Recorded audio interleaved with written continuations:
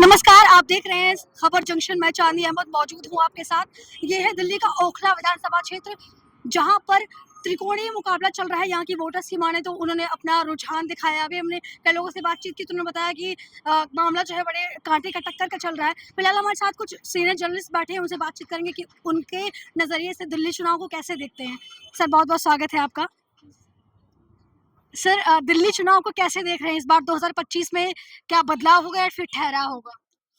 देखिए, अभी कुछ खास कहा नहीं जा सकता क्योंकि इस बार त्रिकोणीय मुकाबला है। जी जी। कांग्रेस पार्टी पहले इतना स्ट्रांग नहीं थी। अब कांग्रेस पार्टी ने थोड़ा सा अपने आप को डेवलप किया है क्योंकि राहुल गांधी जो हैं वो पहले उनकी इमेज जो थी वो सबको पता है और आज के टाइम में भारत जोड़ो यात्रा के बाद उनकी जो इमेज है वो जननायक की है। जी जी। और उधर मोदी जी का जो अपना काम है वो भी बहुत अच्छा है। कुछ एक चीज़ों को अलग हटा के अगर वो हिंदू मुस्लिम और कम्युनिटी बेस का बात करते हैं, अगर कभी मजबूरी में करनी पड़ती है उनको, या जैसे भी, वो एक अलग इशू है। लेकिन जो डेवलपमेंट के काम है, बहुत सारे काम ऐसे हुए हैं जो और कोई डिसीजन नहीं ले पाया, इन्होंने डिसीजन लेके काम को किया है। रही बात दिल्ली की, दिल्ली में अरविंद केजरीवाल ने बहुत क्रांतिकारी चेंज किए हैं। जैसे स्कूल, सबसे पहले जो बेसिक चीज होती है, वो सरकारी स्कूलों में हम भी पढ़े हैं। उन सरकारी स्कूलों में डेस्क तक नहीं हुआ करते थे हम लोगों के पास में। आज वर्ल्ड क्लास जो इंटरनेशनल स्कूल जो दिल्ली में थे, उनके लेवल के सरकारी स्कूल हैं। ऐसे ही हॉस्पिटल्स हैं, जो हॉस्पिटल्स में आपका, आपने देखा होगा कि सारी फैसिलिटीज अवेलेबल हैं दिल्ली गवर्नमेंट की तरफ से। तो ये जो बेसिक चीज आदमी को चाहिए होती है वो मिल रही है। लेकिन बहुत सर, सी ये वोटर्स कहाँ पे जो है अपनी वोट करना चाहेंगे? क्योंकि तीनों पार्टियां जो है वो कहीं ना कहीं फैसिलिटीज दे रही हैं। आम आदमी पार्टी महिलाओं को अपनी ओर आकर्षित करने के लिए 2100 रुपए की दे रही है योजना। इधर कांग्रेस ने भी अपना 2500 और बीजेपी का भी 2500। तो ये महिला वोटर जो है वो थोड़ी सी बायस्ड नहीं लग रही है आपको? देखिए, बायस नहीं, वोटर को क्या चाहिए, फैसिलिटीज चाहिए। 2100 रुपए जो जीतेगी वो देगी कि नहीं देगी, ये अभी कुछ नहीं पता। जी जी। जैसे आम आदमी पार्टी ने पंजाब में अब तक नहीं दिया, जी। उन्होंने वहां भी तो वादा किया था, नहीं दिया। कर्नाटक में कांग्रेस ने दे दे, सर, बीजेपी का भी तो एक लोकसभा चुनाव टाइम पे वादा कि 15 लाख खाते में आएंगे, वो भी अभी तक नहीं आया। तो वादा तो दोनों पूरे नहीं कर रहे वो तो हैं ना। चुनावी जुमला था, जी जी। उसको तो छोड़ दीजिए, वो तो चुनावी जुमला था। और वो बीजेपी की जितने राज्यों में सरकार है वो कहाँ पर 1000 रुपए या 1500 रुपए भी दे रही है, वो बताए। बीजेपी हरियाणा में सरकार है, राजस्थान में सरकार है, ठीक है, मध्य प्रदेश में सरकार है, झारखंड में सरकार, छत्तीसगढ़ में, सॉरी। सर, ये मध्य प्रदेश में जो लाडली बहना योजना थी, महिलाओं को बिल्कुल साध लिया शिवराज सिंह चौहान ने। आप क्या उसी स्ट्रैटेजी को दिल्ली में फॉलो कर रही है बीजेपी? कई जगह ऐसा चल रहा है, जैसे यहाँ पर कर्नाटक में कांग्रेस भी दे रहा है, कांग्रेस दे रही है कर्नाटक में, ठीक है। तो इसी तरीके से ये मिक्सअप है दोनों का। लेकिन केजरीवाल का थोड़ा सा ये है कि यहाँ पर पहले से स्टैंड है वो, और शिक्षा में और लाइट में उन्होंने बहुत काम किया है। बाकी इंफ्रा बहुत अच्छा किया है उन्होंने यहाँ पर, और आगे भी उनसे उम्मीद है लोगों को। खास तौर से महिलाओं की बात कर रही हैं आप, तो महिलाएं उनसे बहुत ज़्यादा जुड़ी हुई हैं। तो ये अक्सरियत महिलाओं की उधर ही जा रही है, जब देखने में ऐसा प्रतीत हो रहा है। जब किसी को अपनाते हैं, उसको कह, वो उन्होंने कहा मैं आपका बेटा हूँ, आपका भाई हूँ, तो उन्होंने पर्सनली कनेक्ट किया लेडीज को, वोटर्स को इमोशनली कनेक्ट कर रहे हैं। इमोशनली ये कह दीजिए, या पर्सनली उनको कनेक्ट किया है, जिसको कनेक्ट करने की वजह से उनको फायदा मिला है और उन्होंने काम करके दिखाया है। और लेकिन आप ये भी मत भूलिए कि उनके आने से 15 साल पहले जो दिल्ली थी, वो शीला दीक्षित ने उसको डेवलप किया। जो बेस बनाया है दिल्ली का, वो शीला दीक्षित का बनाया हुआ है, शीला जी का बनाया हुआ है, वो कांग्रेस का। उसी को इन्होंने आगे बढ़ाया है मॉडर्न वे में। अब कोई भी, हमारे बाप दादा जो थे वो किसी चीज को करते थे, आज हमारे जो पहले हम टीवी चैनल पे काम किया करते थे सब लोग, आज हम यूट्यूब पे आ गए हैं, ज्यादा रीच बढ़ गई है हमारी। तो हर चीज में डेवलपमेंट होती है, तो वही डेवलपमेंट जो है ये दिख रही है। सर, ओखला विधानसभा क्षेत्र की बात करें तो यहाँ पर अमानतुल्लाह खान लगातार एमएलए हैं आम आदमी पार्टी से, शफाउर रहमान, या फिर और क्या कहते हैं कांग्रेस से अरीबा खान, आसिफ खान की बेटी जो पूर्व एमएलए रह चुके 2013 में। तीनों के बीच आपको क्या लग रहा है कि कितना, मतलब एक कैंडिडेट दूसरे कैंडिडेट के मुकाबले कितना मजबूत है और नतीजे कैसे हो सकते हैं? देखिए, ऐसा है कि बड़ी बहुत बड़ी विडंबना है ये ओखला क्षेत्र की इस टाइम पे कि चारों कैंडिडेट अच्छे हैं, जी, जी। लेकिन उनकी पार्टियां क्या कर रही हैं वो डिफरेंट इशू है। जैसे अमानतुल्लाह खां हैं, वो उसे आम आदमी पार्टी के हैं, 2 बार के सिटिंग एमएलए हैं और उन्होंने बहुत अच्छे काम किए और आगे भी करेंगे। दूसरे नंबर पे आप आ जाइए शफाउल रहमान, बहुत अच्छे आदमी हैं, जामिया के पास आउट हैं, जामिया में मूवमेंट पे रहे, हर चीज में आवाज उठाई, काम किया, बहुत अच्छे हैं, लेकिन वो अवैसी जी के साथ हैं, अवैसी जी के टिकट उस पे आए हुए हैं, उनका बहुत सारा वोट बैंक बन भी रहा है, लेकिन क्या 2 एमएलए खड़े करके दिल्ली की राजनीति में कुछ कर सकते हैं अवैसी जी? नहीं कर सकते। तो इसलिए उनको, और जब तक आपका किसी बड़ी पार्टी के साथ आपका जुड़ाव नहीं है, तो अब वो ये तो है नहीं कि वो जीत के आएंगे और उसके बाद वो जेल से बाहर आ जाएंगे, तो काम कौन करेगा हमारे? सर ये ओखला जो है ना ये थोड़ा मुस्लिम बहुल क्षेत्र है, तो क्या एआईएमआईएम जो है मुस्लिम वोटर्स को अपनी तरफ इन्फ्लुएंस कर पाएगी? नहीं, ऐसा कुछ नहीं है। यहाँ का जो वोटर है बहुत पढ़ा लिखा वोटर है, समझदार वोटर है, उसको पता है, और इलेक्शन यहाँ का 1 या 2 दिन पहले डिसाइड होता है। ओवैसी जी मुस्लिम वोटों पे अगर देखना है तो मुस्लिम लीग का हशर देख लें ओवैसी जी कि वो कहाँ से कहाँ पहुंची। एक बार सरकार में भी शामिल थी, ठीक है, जनसंघ के साथ मुस्लिम लीग, लेकिन उसके बाद मुस्लिम लीग एक पार्टी की, एक एमपी की पार्टी रह गई। तो वैसे भी अगर उस पे चलेंगे तो आगे कहाँ तक कामयाब होंगे। हमें सबको साथ लेके चलना पड़ेगा। सारी सारी जितनी भी जातियाँ, जितनी भी कम्युनिटी हैं, सबको एक साथ रह के देश को आगे बढ़ाने का काम करना पड़ेगा। इस मोनोपोली से काम नहीं होता है कि ये मुस्लिम पक्ष है, ये हिंदू पक्ष है, इससे काम नहीं चलता है देश का। जो बीजेपी के कैंडिडेट हैं मनीष चौधरी वो पहले कांग्रेस में थे, वो भी बहुत अच्छे आदमी हैं, ठीक है ना? तो उनका भी यहाँ पे बहुत सारे लोग उनको चाहते हैं, आधे एरिया में उनको भी बहुत लोग चाहते हैं, लेकिन क्योंकि बीजेपी से हैं इसलिए वो उनको वोट नहीं मिलेगा।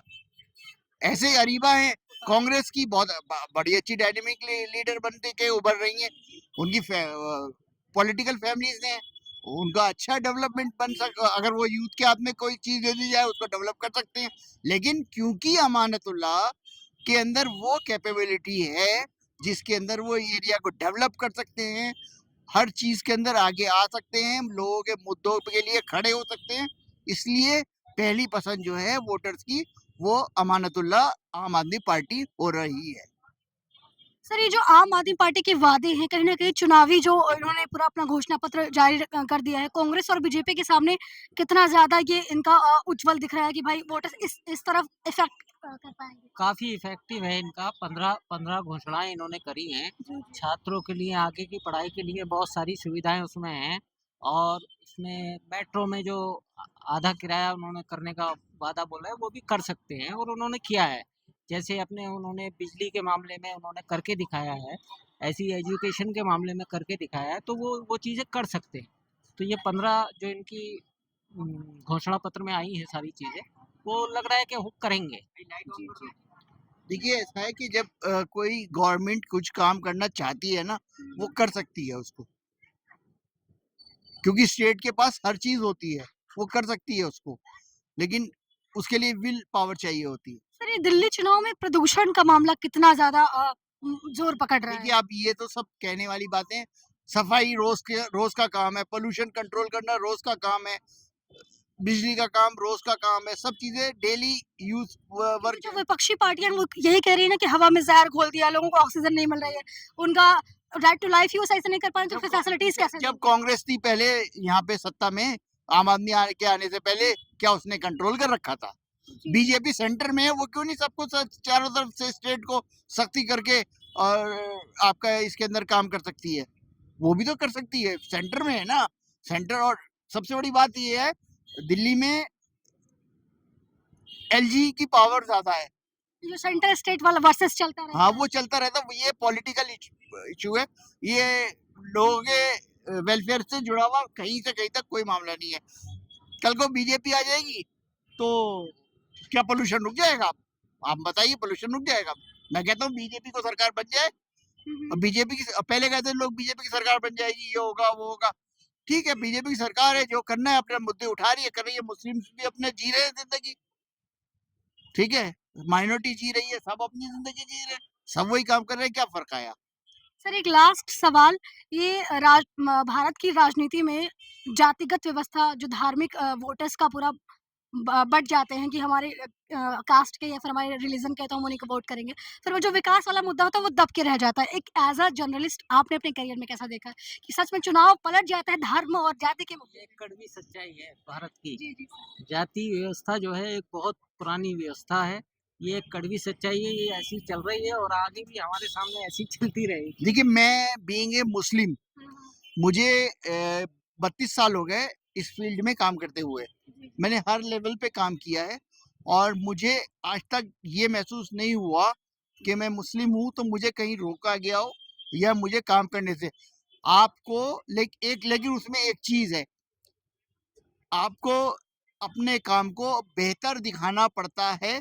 आपकी जगह जब भी जगह बनती है, चाहे आप मुस्लिम हो, चाहे हिंदू हो, चाहे सिख हो, चाहे ईसाई हो, आपको अपना बेस्ट देना पड़ता है तो आप टिक पाते हैं, नहीं तो आप कुछ नहीं कर पाएंगे।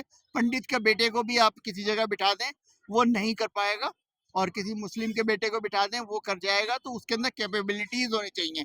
मुस्लिम समाज की एक बहुत बड़ी कमी थी कि वो पढ़ा लिखा नहीं था पहले, लेकिन अब वो कमी खत्म हो गई है कुछ हद तक, और उसके अंदर डेवलपमेंट हो रहा है। जामिया से ही बहुत सारे बच्चे आईएएस आईपीएस निकल रहे हैं और क्षेत्रों में जा रहे हैं। तो आपको हर जगह मुस्लिम पढ़ा लिखा मिलेगा। अभी उसकी तादाद कम है, लेकिन धीरे धीरे वो बढ़ रहा है। सर ये मुस्लिम एजुकेशन पे आप आए तो मैं थोड़ा सा बात करना चाहूँगी इस पे। सच्चर कमेटी की रिपोर्ट आती है, इसमें ये बताया जाता है कि दलितों से बदतर स्थिति मुसलमानों की है शिक्षा व्यवस्था में। इसको कैसे देखते हैं आप? कहाँ कमी रह गई? देखिए, वो सच्चाई है, वो सच्चाई है, वो सच्चाई है, कड़वी सच्चाई है। लेकिन सच्चर कमेटी को कांग्रेस ने क्यों नहीं लागू किया? और पहले एजुकेशन मिनिस्टर अब्दुल कलाम आज़ाद थे, मौलाना अबुल कलाम आज़ाद। वो तो बहुत पुरानी वो बात है। कैसे मतलब वो अगर पहला देखिए, एजुकेशन मिनिस्टर आप नेहरू जी को, कलाम को, पटेल जी को, उनको ही क्यों लाते रहेंगे? राजीव गांधी से क्यों नहीं बात करते आप? जिसने आज ही आप सोशल मीडिया पे और इसकी बात कर रहे हैं, इंटरनेट और कंप्यूटर कौन लाया? कंप्यूटर क्रांति किसने लाई? हम जैसे जो लोग हैं, जो इस एज में आज है, अंडर 50 के अंडर पास में, जो आसपास हैं, उनके पास में, हमारे पास, जब हमारे आपके ही उम्र के थे, हमारे पास कंप्यूटर्स नहीं थे, हमारे पास इंटरनेट नहीं था।